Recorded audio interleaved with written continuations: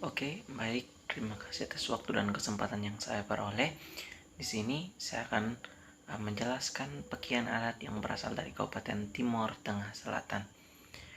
Di Kabupaten Timor Tengah Selatan terdiri dari 3 buah suapraja. Yang pertama, Molo, Amnuban, dan Amnatun. Nah, ketiga suku ini sudah berdiam di Kabupaten TTS sehingga dikenal sebagai penduduk setempat. Nah, pada pakaian adat Kabupaten Timor Tengah Selatan ada beberapa bagian. Yang pertama yang saya akan jelaskan di sini, yang pertama bagian penutup kepala atau yang biasa disebut dengan destar atau dengan kata lain pilu. Nah, pilu ini biasanya ada yang hanya diikatkan berupa selendang ataupun ada pun yang dirakit sehingga membentuk seperti tanduk. Nah, pilu ini melambangkan dari kekuasaan dari dari masyarakat Kabupaten Timor Tengah Selatan, di mana yang berarti melindungi. Nah, yang berikut pada pakaian adat Timor Tengah Selatan juga terdapat saku siripinang. Nah, saku siripinang ini biasanya selalu dikenakan ketika ingin bepergian, bahkan ketika di rumah saja juga tetap biasanya mereka menggunakan. Nah, makna dari saku siripinang ini sendiri sebagai bentuk toleransi antara umat beragama yang ada di Kabupaten Timor Tengah Selatan atau dengan semua orang, yang dimana biasanya saku siripinang ini ketika bertemu dengan orang lain, biasanya yang mempunyai saku siripinang ini akan memberikan siripinang sebagai bentuk awal komunikasi atau pembuka dalam sebuah komunikasi ini. Nah, yang berikut selimut. Nah, selimut yang digunakan ini biasanya merupakan hasil karya dari mama-mama yang ada di Kabupaten Timor Tengah Selatan. Nah, ada bermacam-macam motif. Yang pertama ada motif ketupat, ada motif toke atau cicak. Ya, dia modelnya seperti toke atau cicak. Nah, biasanya motif-motif ini digunakan pada selimut-selimut tertentu ataupun ada juga bentuk bunga. Nah, biasanya kalau digunakan ini cenderung memberikan makna sesuai dengan warna yang digunakan. Apabila warna yang digunakan warna dasarnya hijau, berarti melambangkan kesuburan dari wilayah tersebut. Nah, apabila menggunakan warna kuning biasanya melambangkan kekayaan atau kehormatan juga. Yang berikut itu ikat pinggang. Nah, ikat pinggang ini biasanya terbuat dari perak. Nah, perak ini melambangkan juga dengan kekayaan atau kehormatan dari masyarakat Kabupaten Timor Tengah Selatan. Nah, yang berikut yang akan saya bahas di sini mengenai kebudayaan yang masih berlaku di Kabupaten Timor Tengah Selatan. Nah, kebudayaan yang masih berlaku di Kabupaten Timor Tengah Selatan yang pertama yang masih sering digunakan sampai detik ini yaitu budaya Naketi. Nah, Naketi ini sendiri merupakan sebuah ringkasan sebuah kebudayaan atau sebuah adat yang biasanya digunakan untuk memohon sebuah pengampunan. Jadi ketika seseorang mengalami sebuah hambatan atau mengalami sebuah penyakit, biasanya akan diarahkan untuk melakukan nakiti. Nah, nakiti ini merupakan proses pembenahan dari leluhur-leluhur yang sudah meninggal sampai dengan generasi yang ada. Nah, biasanya nakiti ini dilakukan pada tempat atau rumah-rumah adat dari sebuah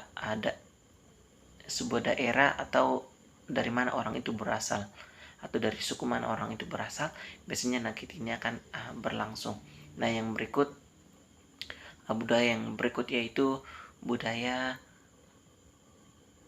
cium. Nah, budaya cium ini biasanya dilakukan oleh masyarakat Kabupaten Timur Tengah Selatan sebagai bentuk rasa kasih sayang kita terhadap orang lain, baik itu orang yang baru bertemu atau orang yang sudah lama.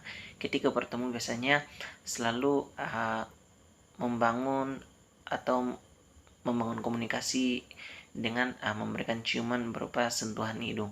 Nah, biasanya masyarakat Kabupaten Timur Tengah Selatan ini ketika bertemu entah dalam letak suasana apapun itu biasa selalu membangun relasi dengan memberikan sebuah ciuman sebagai tanda kasih sayang. Kita ketahui bersama bahwa seperti yang kita ketahui bersama bahwa Pancasila merupakan landasan dalam sebuah negara, di mana Pancasila dijadikan sebuah patokan untuk sebuah negara.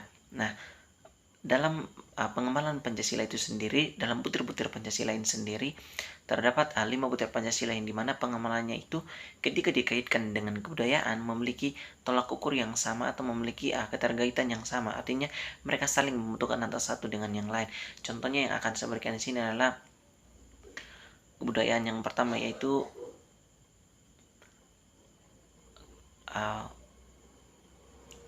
Pancasila dalam butirnya yang pertama itu ketuhanan yang Maha Esa.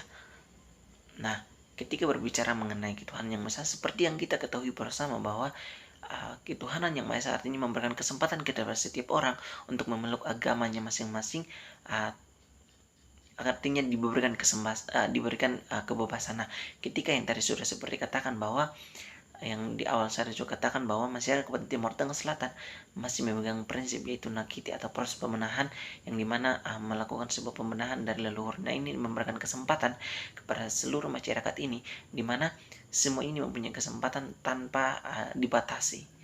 Yang berikut, contohnya yang berikut adalah kemanusiaan yang adil dan beradab. Nah, dalam pengembangan kemanusiaan yang adil dan beradab, seperti kita ketahui bahwa dalam setiap suku dan bangsa ini memiliki aturan-aturan adat istiadat. Nah, tetapi seperti yang kita ketahui bahwasanya adat dan istiadat dalam pengembangan ini biasanya masyarakat ini cenderung tidak ada prinsip saling melukai antar sesama. Artinya saling menghargai adat istiadatnya sendiri. Nah, ketika Pancasila ini berperan hadir sebagai mempersatu, sebagai bentuk yang dimana membantu dalam persatuan itu. Nah, yang berikut persatuan Indonesia. Nah, pada pengembangan ini Pancasila hadir walaupun masyarakat berbeda-beda dengan keyakinan mereka berbeda-beda, tetapi dengan Pancasila menjadikan mereka satu, yang dimana berkedaulatan rakyat atau dimana mereka memegang rasa cinta akan negara. Nah, yang berikut